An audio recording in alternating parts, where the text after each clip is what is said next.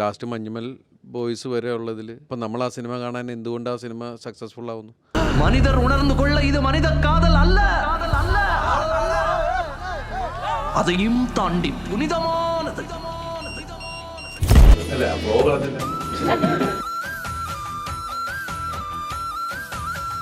വലിയ ആധികാരികമായിട്ടൊന്നും ബാഹുബലി മോഡലൊന്നും സംസാരിക്കുന്നില്ല. ഒരു കുഞ്ഞ് ഫാമിലി സിനിമയാണ് നമ്മുടെ തങ്കമണി എന്ന് പറയുന്നത്. വല്ലാത്തൊരു ഏത് ഇൻസ്റ്റിറ്റ്യൂട്ടാ? എങ്ങനെയെങ്കിലും തലേന്ന് പോണേന്നുള്ള സമയത്താണ് ഞാൻ ദിലീപേട്ടനെ രക്ഷിക്കണം. അങ്ങനെയൊന്നും പറയരുത്. നമ്മൾ ഇതിന് ഇപ്പൊ ബാന്ദ്രയ്ക്ക് തൊട്ട് മുമ്പ് വന്നത് കേശു വീടിന്റെ നാളെ വോയിസ് ഓഫ് സത്യനാഥൻ. അത് നിങ്ങൾക്ക് സമാധാന സന്തോഷമൊക്കെ ഇടയ്ക്ക് തന്നതായിരുന്നു.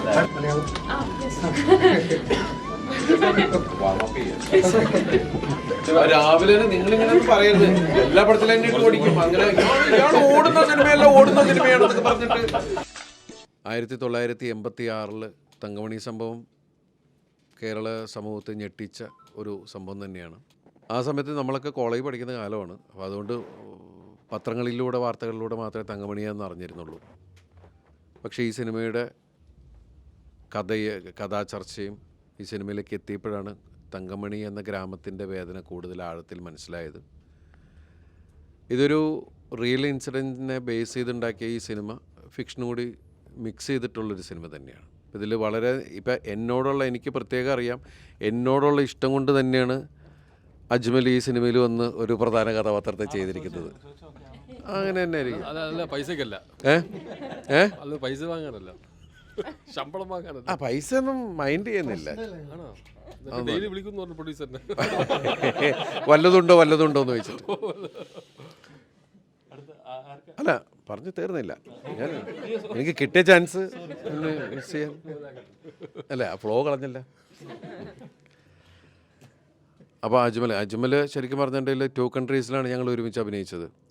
അപ്പോൾ ഈ സിനിമയിൽ അവരിവിടെ ഇല്ല. മനോജ് കെ ജൈൻ, സിദ്ദിഖ് മനോജിയും നേരത്തെ തുടങ്ങി പല സിനിമകളും ഞങ്ങൾ ഒരുമിച്ച് അഭിനയിക്കുകയൊക്കെ ഉണ്ടായതാണ്. പക്ഷേ എനിക്ക് ഈ സിനിമയിൽ മറ്റു ആളുകൾ കൂടുതൽ പുതിയ കോംബോ ആണ് ശരിക്കും. പിന്നെ അമ്പിയ ചേച്ചി, പുള്ളിക്കാരത്തി ഒരുമിച്ച് ഒരുപാട് സിനിമകൾ ഞാൻ അഭിനയിച്ചിട്ടുണ്ട്. സ്മിനു ഒരുമിച്ച് വോയിസ് ഓഫ് സത്യനാഥൻ. പിന്നെ ഇവർ ശിവകാമിയും സുദേവൊക്കെ നമുക്ക് പുതിയ ആൾക്കാരാണ്. സംവിധായകൻ എനിക്ക് പുതിയ ആളാണ്. പിന്നെ രമ്യ കോടതി സമക്ഷം ബാലം വക്കീലിൽ അഭിനയിച്ചിട്ടുണ്ട്. മാളവികയും പുതിയതാണ്. അസീസ് നമ്മൾ ആദ്യമായിട്ടാണല്ലേ. രമേശ് ചേട്ടൻ പിന്നെ വോയിസ് ഓഫ് സത്യനാഥൻ. ഈ സിനിമ ഞാൻ ചെയ്ത ആബേൽ ജോഷുവ മാത്തൻ എന്ന കഥാപാത്രത്തിലൂടെയാണ് തങ്കമണി എന്ന നമ്മുടെ നാടിന് നടുക്കിയ സംഭവത്തിലേക്ക് ഈ ഒരു സിനിമയാവുന്നതും. എല്ലാവർക്കും നമസ്കാരം. Very happy to be here in the Malayalam industry and for my debut Malayalam movie where Dilip sir is starring. I think it's amazing, and the entire team, Ratish sir and producer Garu, everyone's really taken very good care of me. And when I first came to the set, A, I didn't know Malayalam, and B, even the role was very new to me because it's a cop role and this is the first time I was donning a khaki, and I really wanted to thank the entire team for putting in that effort, because by the last day I think they could also envision that cop in me. So I really enjoyed the entire experience and I'm really looking forward to the movie and I hope you all love it. Thank you. Azeez bhai, എന്താ പറയാനുള്ളത്? ഇപ്പോൾ ദിലീപേട്ടൻ പറഞ്ഞ പോലെ ഞാൻ ഒരുപാട് കാലത്തെ എൻ്റെ ആഗ്രഹമായിരുന്നു ദിലീപേട്ടൻ്റെ കൂടെ ഒരു പടം ചെയ്യുക എന്നുള്ളത്. പക്ഷേ അത് ഞാൻ ഏറ്റവും കൂടുതൽ ആഗ്രഹിച്ചത് ദിലീപേട്ടൻ്റെ ജോണർ നമുക്ക് എല്ലാവർക്കും നമ്മൾ ഏറ്റവും കൂടുതൽ ഇഷ്ടപ്പെടുന്ന അറിയാമല്ലോ. ഒരു ഹ്യൂമർ, ജനങ്ങളെ തിയേറ്ററിനെ ചിരിപ്പിച്ച് കുലുക്കുന്ന ആ രീതിയിലുള്ള സിനിമയാണ് ആഗ്രഹിച്ചിരുന്നത്. പക്ഷേ ഒരുപാട് വ്യത്യസ്തമായിട്ടുള്ളൊരു ക്യാരക്ടറാണ് എനിക്ക് ദിലീപേട്ടൻ്റെ സിനിമയിൽ കിട്ടിയത്. അത് എന്നെ വിളിച്ച രതീഷ് ഭായോടും ഞാൻ മതിയെന്ന് സമ്മതിച്ച ദിലീപേട്ടനോടും എനിക്ക് ഒരുപാട് സന്തോഷമുണ്ട്. മാത്രമല്ല ഇപ്പോൾ ദിലീപേട്ടൻ പറഞ്ഞ പോലെ ഇത് 96 നടക്കുന്ന ഒരു 86 നടക്കുന്ന ഒരു സംഭവമായിരുന്നു. ആ കഥയെ ആസ്പദമാക്കിക്കൊണ്ട് ഇപ്പോൾ ഒരുപാട് പ്രശ്നങ്ങൾ ഉണ്ടാക്കി, അതായത് ഒരു രാഷ്ട്രീയത്തിന്, ഒരു ഭരണകൂടത്തെ തന്നെ മാറ്റിമറിച്ച ഒരു സംഭവമാണ്. ഇപ്പോൾ ഒരുപാട് പേർക്ക് സത്യം പറഞ്ഞാൽ ഇത് അറിയത്തില്ലായിരുന്നു. പക്ഷേ നമ്മുടെ ട്രെയിലറും നമ്മുടെ സോങ്ങും ഇതൊക്കെ ഇറങ്ങിയതിന് ശേഷം ഒരുപാട് റിയാക്ഷൻസ് വീഡിയോ യൂട്യൂബിലൊക്കെ ഇറങ്ങിയിട്ടുണ്ടായിരുന്നു ഇതിനെക്കുറിച്ച്, സിനിമയെക്കുറിച്ച്. അപ്പോൾ അത് കണ്ട് ഒരുപാട് പേർക്ക് മനസ്സിലായിട്ടുണ്ട്. എൻ്റെ അടുത്തൊരു സുഹൃത്ത് ചോദിച്ചു, ഇതെന്താണ് തങ്കമണി സംഭവം? എടാ ഈ പടം എല്ലാവർക്കും മനസ്സിലാവും. അപ്പോൾ ഞാൻ പറഞ്ഞ് നിനക്ക് എന്ന് നിൻ്റെ മൊയ്തീൻ്റെ കഥ അറിയാമോ എന്ന് ചോദിച്ചു. നീ പടം കണ്ടിട്ടല്ലേ മനസ്സിലാക്കിയുള്ളൂ. അതുപോലെ ഇത് നിനക്ക് മനസ്സിലാവും. എല്ലാവർക്കും അറിയാവുന്നൊരു സംഭവമാണ്. അപ്പോൾ എന്തായാലും ദൈവാനുഗ്രഹം കൊണ്ട് ഈ പടം മാർച്ച് 7-ാം തീയതി റിലീസാണ്. നമ്മൾ വലിയ ആധികാരികമായിട്ടൊന്നും ബാഹുബലി മോഡലൊന്നും സംസാരിക്കുന്നില്ല. ഒരു കുഞ്ഞ് ഫാമിലി സിനിമയാണ് നമ്മുടെ തങ്കമണി എന്ന് പറയുന്നത്. എല്ലാവരും ഇത് കൈനീട്ടി സ്വീകരിക്കുമെന്ന്. ഇപ്പോൾ മലയാള സിനിമയെ ഇത് കൈനീട്ടി സ്വീകരിച്ച് തിയേറ്ററിലെന്ന് സത്യം പറഞ്ഞാൽ നമുക്ക് പോലും ടിക്കറ്റ് കിട്ടാത്ത അവസ്ഥയിലാണ്. ആ സന്തോഷമാണ്. അതുപോലെ ഇത് നമ്മുടെ സിനിമയും ഇത് കൈനീട്ടി സ്വീകരിക്കണമെന്ന് ആത്മാർത്ഥമായി പ്രാർത്ഥിക്കുന്നു, കാലുപിടിക്കുന്നു. ആദ്യമായിട്ടാണ് എൻ്റെ കരിയറിൽ ഒരു ക്യാരക്ടർ എനിക്ക് എൻ്റെ ബെൻസ് കാറില്ല, കൂളിംഗ് ഗ്ലാസ് ഇല്ല, ഇറ്റാലിയൻ സൂട്ട്സ് ഇല്ല, സിൽപ്പർ ചെരുപ്പ്. അതെ ചെരുപ്പൊക്കെ ഇട്ട്. അപ്പോൾ അങ്ങനത്തെ ഒരു ക്യാരക്ടർ എനിക്ക് എന്നിൽ എൻവിഷൻ ചെയ്തതിന് രതീഷ് ഭായിക്ക് വളരെയധികം നന്ദിയുണ്ട്. ഞാൻ വെയിറ്റ് ചെയ്ത് നിൽക്കുമായിരുന്നു, ആരെങ്കിലും ഒന്ന്, അങ്ങനെ പ്രാർത്ഥിച്ചുകൊണ്ടിരിക്കുകയായിരുന്നു, ആരെങ്കിലും ഒന്ന് വിളിക്കണേ, വേറെ എന്തെങ്കിലുമൊക്കെ ഒന്ന് ചെയ്യാൻ എനിക്ക് കഴിവുണ്ടെന്ന് ആൾക്കാർക്കും ബോധ്യപ്പെടണം. അത് എങ്ങനെ ഞാനത് പ്രൂവ് ചെയ്യും എന്ന് ഞാൻ നോക്കിയിരിക്കുകയായിരുന്നു. അപ്പോഴാണ് ഇങ്ങനെ ഒരു ക്യാരക്ടർ വന്നു. അതേസമയം ദിലീപേട്ടൻ്റെ കൂടെ വർക്ക് ചെയ്യാനുള്ള അവസരവും കിട്ടി. അപ്പോൾ അതൊക്കെ എനിക്ക് ഈ ഒരു ചിത്രത്തിൻ്റെ ഭാഗമാവുക എന്ന് പറഞ്ഞാൽ വലിയൊരു ഭാഗ്യമാണ്. വലിയൊരു കൾച്ചറലി സിഗ്നിഫിക്കൻ്റ് ആയിട്ടുള്ള മൊമെൻ്റാണ്. അപ്പോൾ അതും ഈ സിനിമയിലോടുകൂടി ഓഡിയൻസിന് വളരെയധികം വാല്യൂ നൽകും. അപ്പോൾ എല്ലാവരും തീർച്ചയായും തിയേറ്ററിൽ പോയി കാണുക. തിരക്കുള്ള ആൾക്കാരാണ്. ദിലീപേട്ടനോടുള്ള ഇഷ്ടം തന്നെയാണ് തങ്കമണി അഭിനയിക്കാനുള്ള പ്രധാന കാരണം. ദിലീപേട്ടനോടുള്ള മൂന്നാമത്തെ സിനിമയാണത്. ആദ്യത്തെ സിനിമ അരികെ, പിന്നെ 2 കൺട്രീസ്, പിന്നെ ഇപ്പോൾ തങ്കമണി. അരികയിലും 2 കൺട്രീസിലും ദിലീപേട്ടൻ സ്നേഹിച്ച് റെഡിയാക്കി സെറ്റ് ചെയ്ത് കല്യാണം കഴിക്കുന്ന പെൺകുട്ടിയിൽ അടിച്ചുകൊണ്ട് പോകാനാണ് എൻ്റെ പരിപാടി. ആദ്യ സിനിമയിൽ സമ്പർദാ സുനിലിനെ അരികയിലും മറ്റേ ഇഷ ഗോപിക്കറിനെ 2 കൺട്രീസിലും എനിക്ക് കിട്ടി. പ്രേക്ഷകരും ദിലീപേട്ടൻ്റെ ക്യാരക്ടറും എങ്ങനെയെങ്കിലും തലേന്ന് പോകണമെന്നുള്ള സമയത്താണ് ഞാൻ ദിലീപേട്ടനൊന്ന് രക്ഷിക്കണത്. അതുകൊണ്ട് തന്നെ പ്രേക്ഷകർക്ക് തന്നെ ഇഷ്ടമാണ്. ഈ സിനിമയിൽ പ്രണീതയാണ് എൻ്റെ പേര്, പക്ഷേ ഏറ്റവും കൂടുതൽ കോമ്പിനേഷൻ പ്രണീതയ്ക്ക് ദിലീപേട്ടനായിട്ടാണ് ഉള്ളത്. 2 കാലഘട്ടത്തിലാണ് ഈ സിനിമ പറയുന്നത് തന്നെ. ദിലീപേട്ടനും ഞാനുമായിട്ടുള്ള സീക്വൻസുകൾ ദിലീപേട്ടൻ ഒരു വയസ്സായ കഥാപാത്രം ചെയ്തത്. എനിക്ക് ദിലീപേട്ടൻ എപ്പോഴും ഇങ്ങനെ ചുള്ളനായിട്ടും മിടുക്കനായിട്ട് കൊച്ചു പയ്യനായിട്ട് കാണാൻ എനിക്കിഷ്ടം. എന്തായാലും രതീഷ് ഏട്ടനൊക്കെ സിനിമ തുടങ്ങിയപ്പോൾ ആദ്യത്തെ 15 ദിവസം പനിച്ച് തുള്ളി കിടന്നിട്ടും രാവിലെ മുതൽ രാത്രി വരെ ഒരുപാട് കഷ്ടപ്പെട്ടിട്ട് മേക്ക് ചെയ്ത സിനിമയാണിത്. എടുത്തു പറയേണ്ട മറ്റൊരാൾ ഇതിൻ്റെ ടെക്നീഷ്യൻ മനോജ് സാറ്, അതേപോലെ ഒരുപാട് ആൾക്കാർ ഇതിൻ്റെ പുറകിലുണ്ട്. ഒരുപാട് കഷ്ടപ്പെട്ട് ഇതിൻ്റെ ആർട്ട് ഡയറക്ടർ, പിന്നെ അതെ, അങ്ങനെ ഒരുപാട് പേരുടെ കഷ്ടപ്പാടുകളാണ് തങ്കമണി. ഒരുപാട് കഷ്ടപ്പെട്ട് ഒരുപാട് ഫൈറ്റിന് ശേഷമാണ് ഞങ്ങൾ തങ്കമണി റിലീസ് ചെയ്യുന്നത്. തീർച്ചയായിട്ടും എല്ലാവരും വരണം, ഞങ്ങളെല്ലാവരും സപ്പോർട്ട് ചെയ്യണം. ഒരുപാട് വലിയ ആർട്ടിസ്റ്റുകൾ ഈ സിനിമയിലുണ്ട്. Thank you so much. Namaskaram. First and foremost, thank you for all your time and for having us here. Malayalam Yes. Warm up ചെയ്യാം. അറിഞ്ഞൂടാത്തോണ്ടല്ല ഇംഗ്ലീഷ്, നല്ല നമുക്ക് അറിഞ്ഞൂടാത്തോണ്ടല്ല.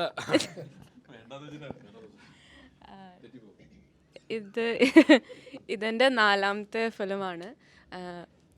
സന്തോഷം മാത്രമേ ഉള്ളൂ to be a part of this team. അതിന് പ്രൊഡ്യൂസേഴ്സിനോടും പിന്നെ രതീഷ് സാറിനോടും മൊത്തം ഫുൾ ടീമിനോടും ഐ എം വെരി ഗ്രേറ്റ്ഫുൾ. പിന്നെ ഇവരുടെ കൂടെയൊക്കെ വർക്ക് ചെയ്യാൻ പറ്റിയതും മിക്കവരായിട്ടും പറഞ്ഞ പോലെ 2 പീരീഡിലാണ് ഈ ഫിലിം. അപ്പം ഞാൻ ഒരു പീരീഡിൽ മാത്രമേ ഉള്ളൂ. അതിൽ തന്നെ മിക്കവരായിട്ടും എനിക്ക് വർക്ക് ചെയ്യാൻ പറ്റി. Most of them I don't think I had ഞങ്ങൾക്ക് ഒരു കോമ്പിനേഷൻ ഉണ്ടായിരുന്നില്ല, ഇവൺ അജ്മലായിട്ടില്ല, പക്ഷേ ബാക്കി എല്ലാവരുമായിട്ടും എനിക്ക് വർക്ക് ചെയ്യാൻ പറ്റി. അതും നല്ലൊരു എക്സ്പീരിയൻസ് ആയിരുന്നു. പിന്നെ പറഞ്ഞ പോലെ മാർച്ച് 7th റിലീസാണ്. എല്ലാവരും തിയേറ്ററിൽ പോയി കാണണം. പിന്നെ എൻ്റെ ക്യാരക്ടറിനെ കുറിച്ച് പറയാനാണെങ്കിൽ, ഞാൻ ഇത്രയും കാലം ചെയ്തതെന്ന് ഒരു പോളാർ ഓപ്പോസിറ്റ് ഒരു ക്യാരക്ടറാണിത്. വളരെ ടിമിഡ്, ഒതുങ്ങിയ ഒരു ക്യാരക്ടറാണ്. അത് ചെയ്യാൻ ശ്രമിച്ചിട്ടുണ്ട്. I hope you like it. എന്തായാലും എല്ലാവരും തിയേറ്ററിൽ പോയി കാണുക, സപ്പോർട്ട് ചെയ്യുക. Thank you. എല്ലാവർക്കും നമസ്കാരം. ഒരു വലിയൊരു ആഗ്രഹം ഏകദേശം സഫലീകരിച്ച ഒരു മോഡിൽ എത്തിക്കഴിഞ്ഞു. എന്നിട്ട് ഇവിടെ ഇരിക്കുന്ന ഒരു സന്തോഷത്തിലാണ് ആക്ച്വലി. കാരണം അത് നടത്തി തന്ന ദിലീപ് ഏട്ടനും പ്രതീഷ് ഏട്ടനും സുജിത്ത് ഏട്ടനും ഒരുപാട് സന്തോഷം. Thank you so much. കാരണം കുറച്ച് കാലമായിട്ട് ആഗ്രഹിക്കുന്ന ഒരു കാര്യമാണ് നല്ലൊരു ക്യാരക്ടർ ചെയ്യുക, നല്ലൊരു ക്യാരക്ടർ പ്രസൻറ്റ് ചെയ്യുക എന്നുള്ളത്. അതെനിക്ക് തോന്നുന്നു അത് തങ്കമണിയിലൂടെയാണ് ഇപ്പോൾ ആ ഒരു ആഗ്രഹം നടക്കുന്നത്. അപ്പോൾ രതീഷ് ഏട്ടൻ ആണ് ആദ്യം എടുത്ത് പറയേണ്ടത്. കാരണം അദ്ദേഹം ഇവിടെ ഇരിക്കുന്ന എല്ലാവർക്കും ഓരോരുത്തർക്കും ഒരു സീനിന് മുമ്പ് അതിങ്ങനെ ആ സ്റ്റോറി ഫുൾ ഇൻജെക്റ്റ് ചെയ്ത് കൊടുത്തിട്ടാണ് വിടുക. അപ്പോൾ നമുക്ക് ആ ഒരു സെറ്റിൽ ആരെ കണ്ടാലും ദിലീപേട്ടനെ കണ്ടു കഴിഞ്ഞാൽ തങ്കമണിയിലെ അവിടുത്തെ ആളാണ്. ഇപ്പോൾ നീരജ് ചേച്ചിയുടെ ക്യാരക്ടർ ആണെങ്കിൽ അതേപോലെ രതീഷ് ഏട്ടനും സ്ക്രിപ്റ്റും ഡയറക്ഷനും ആണെങ്കിൽ കൂടെ നമ്മൾ അവിടെ ആരോ ആയിട്ട് അദ്ദേഹം ഈ പറഞ്ഞ പോലെ ദിലീപേട്ടൻ പറഞ്ഞു 3 മാസത്തോളം അവിടെ ഉണ്ടായി അതിനെപ്പറ്റി എല്ലാം മറിഞ്ഞിട്ട് ചെയ്തൊരു മൂവിയാണ്. അപ്പോൾ അത് നമുക്ക് ആളുടെ കണ്ണിലൂടെ ശരിക്കും കാണാം. അപ്പോൾ അങ്ങനെ ഒരു മൂവി എനിക്ക് ഞാൻ അതിൽ ഭാഗമാകാൻ പറ്റിയതിൽ എനിക്ക് ഒരുപാട് സന്തോഷമുണ്ട്. ആൻഡ് ഇത് റിലീസായിട്ട് നിങ്ങൾക്ക് എല്ലാവർക്കും ഇഷ്ടപ്പെടും എന്നുള്ളൊരു വിശ്വാസമുണ്ട്. അപ്പോൾ തീർച്ചയായിട്ടും സപ്പോർട്ട് ചെയ്യുക, പ്രാർത്ഥിക്കുക, കൂടെ ഉണ്ടാവുക. Thank you. ദിലീപേട്ടൻ ഈ ചിത്രം ഇപ്പൊ തങ്കമണി എന്ന് പറഞ്ഞ ചിത്രം ബേസിക്കലി അല്ലെങ്കിൽ അതിന്റെ ഒരു സ്റ്റോറി മലയാളികൾക്ക് എല്ലാവർക്കും അറിയുന്നതാണ്. പിന്നെ അറിയാത്തവരെയും കൂടെ ഈ സിനിമ അനൗൺസ് ചെയ്തതിനു ശേഷം മീഡിയാസ് വഴി എല്ലാവരും അറിഞ്ഞും കഴിയും. അപ്പോഴേക്കും ബേസിക്കലി ദിലീപ് എന്നൊരു ആക്ടറിന്, ഒരു സ്റ്റാറിന് ഈ ചിത്രത്തിൽ എക്സൈറ്റ് ചെയ്യിപ്പിച്ചൊരു കാര്യം എന്തായിരുന്നു? നമ്മളിപ്പോൾ 2018 എന്ന് പറഞ്ഞ സിനിമ വന്നപ്പോൾ നമ്മൾ തൊട്ടടുത്ത് നമ്മൾ കണ്ടറിയുകയും അതിൽ പങ്കെടുക്കുകയൊക്കെ ചെയ്ത ആൾക്കാരാണ്. ഇവിടുന്ന് മലയാള സിനിമയിലെ ഏറ്റവും വലിയ ഹിറ്റുകളിലൊന്നാണ് ആ സിനിമ. നമ്മൾ കണ്ട കാര്യങ്ങൾ തന്നെയായിരുന്നു അതിൽ. പക്ഷെ അത് എങ്ങനെ റിക്രിയേറ്റ് ചെയ്തിരിക്കുന്നു, അതിൽ പുതിയതായിട്ട് എന്താണ് ഉള്ളതെന്ന് അറിയാനുള്ള ജിജ്ഞാസ തന്നെയാണ് നമ്മളെല്ലാവരും ആ സിനിമ കാണാൻ പ്രേരിപ്പിച്ചത്. എന്ന് പറയുന്ന പോലെ തന്നെ നമുക്കറിയാവുന്ന റിയൽ ഇൻസിഡൻസ് ഇപ്പോൾ ഒരുപാട് ലാസ്റ്റ് മഞ്ഞുമൽ ബോയ്സ് വരെ ഉള്ളതിൽ വന്നപ്പോൾ നമ്മൾ ആ സിനിമ കാണാൻ എന്തുകൊണ്ട് ആ സിനിമ സക്സസ്ഫുൾ ആവുന്നു, നമ്മളെല്ലാവരും കൂടി അത് നമുക്കറിയാവുന്നതാണ്. നമ്മൾ 18 വർഷം മുമ്പ് നമ്മളിത് അറിഞ്ഞതാണ്. നമുക്ക് ഒരുവിധം ആൾക്കാർക്കൊക്കെ അറിയാം. നമ്മൾ നെറ്റിൽ അടിച്ചു നോക്കിയാൽ കഴിഞ്ഞാൽ ആ കാര്യങ്ങളൊക്കെ അറിയാം. പക്ഷെ നമ്മൾ എന്തുകൊണ്ട് അത് കാണാൻ പോകുന്നു, എന്താണ് ഇവർ ചെയ്തു വെച്ചേക്കണേ എന്നുള്ളത് അറിയാനുള്ള ജിജ്ഞാസയുണ്ട്. അതുപോലെ പക്ഷേ ഈ സിനിമയിൽ നമ്മൾ പറഞ്ഞല്ലോ, നമ്മൾ റിയാലിറ്റിയും ഫിക്ഷനും കൂടി മിക്സ് ചെയ്തിട്ടാണ് ഈ സിനിമ ചെയ്തിരിക്കുന്നത്. ഇതിലെന്താ ചെയ്തിരിക്കുന്നത് നിങ്ങൾക്ക് ഇപ്പോഴും അറിയില്ല. അതുകൊണ്ട് തന്നെയാണ് ഒരാൾ കേസ് കൊടുത്തതൊക്കെ. അദ്ദേഹത്തിന് അത് അറിയാൻ പാടില്ലാത്തതുകൊണ്ടാണ് അത് കോടതിയിൽ എത്തുകയും കോടതി അത് സെൻസർ ബോർഡ് കാണട്ടെ എന്ന് തീരുമാനിക്കുകയും സെൻസർ ബോർഡ് കണ്ടപ്പോഴാണ് തങ്കമണി എന്നുള്ള പേര് ആ സിനിമയ്ക്ക് യോജ്യമാണ്, അത് മാറ്റുകയും വേണ്ട, അതങ്ങനെ തന്നെ ഇരിക്കട്ടെ. നമ്മൾ ഈ സിനിമ തങ്കമണി എന്ന് പറയുന്ന ഗ്രാമത്തിന് എന്ന് വെച്ചാൽ കേരളത്തിലെ നമ്മുടെ അടുത്തുള്ള ഒരു ഗ്രാമത്തിലെ ജനങ്ങളെന്ന് പറഞ്ഞാൽ നമ്മളെല്ലാവരും മനുഷ്യരാണ്.